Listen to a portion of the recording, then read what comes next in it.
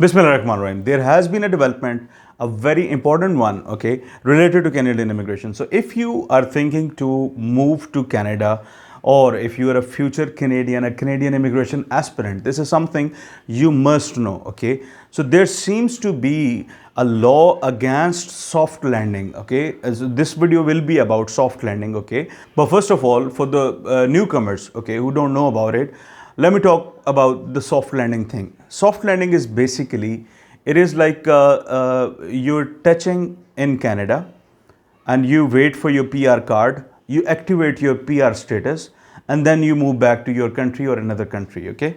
So this is called soft landing. It happens when you have a job, okay, and that job is not easy to resign without getting all the clearances and all that stuff. If you're into that kind of a job, you would know what I'm talking about, okay? So it's not easy to resign at once, okay? So what you do is, you take a leave of, let's say, 2 months, and you go to Canada and you gain your PR card, and then you come back from Canada to your homeland, okay, and then you finish the unfinished business, okay. You come back to run an errand or whatever the unfinished business is, you finish it up, okay. So that is something called soft landing, okay, because there is this rule that within 5 years you need to stay inside Canada for 3 years, and those 3 years can be with delays. Okay, they don't need to be consecutive 3 years.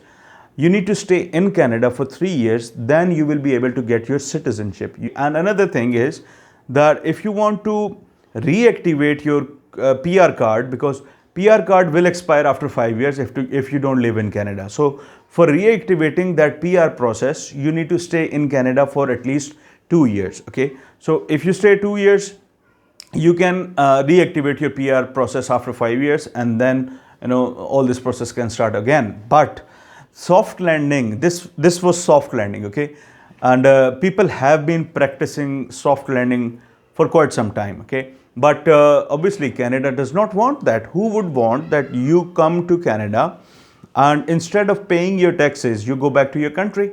Okay, Canada does not want that.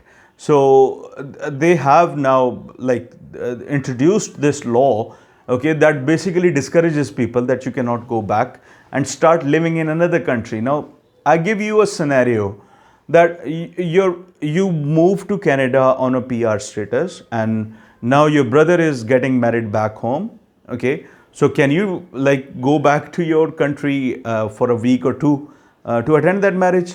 Then I don't want you guys to think of yourself that you're bound in Canada, okay. That's not the purpose of this video. But there is a law that discourages people, that demotivates people, that want you to stay in Canada, and they don't want you to get that PR status and move out of the country. They don't want you to do that, okay.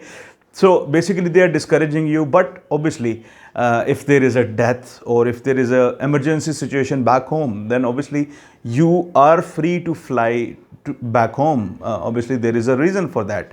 But the main concept of soft landing is no more there, okay.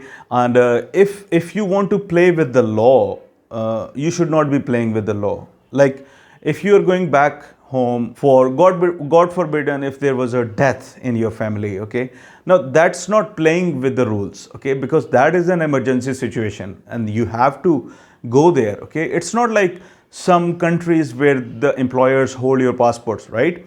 So you can go back to your country to meet that emergency situation, but it is discouraged that you don't start living even on a temporary basis. In fact, let me take you to their website, and we'll take the discussion from there.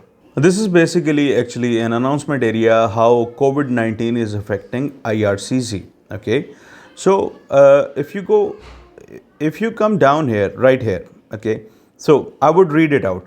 If you're outside Canada and your COPR and PR visa are still valid, then we are changing Canada's travel restrictions. If you hold a valid, not expired COPR and visa, you can travel to Canada as of yesterday, okay. So the important thing is written right here, okay. You must also be coming to Canada to settle permanently.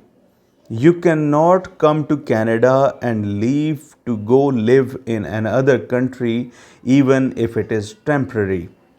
Okay, and you should be able to show quarantine for 14 days. Now, again, I'm reading it out.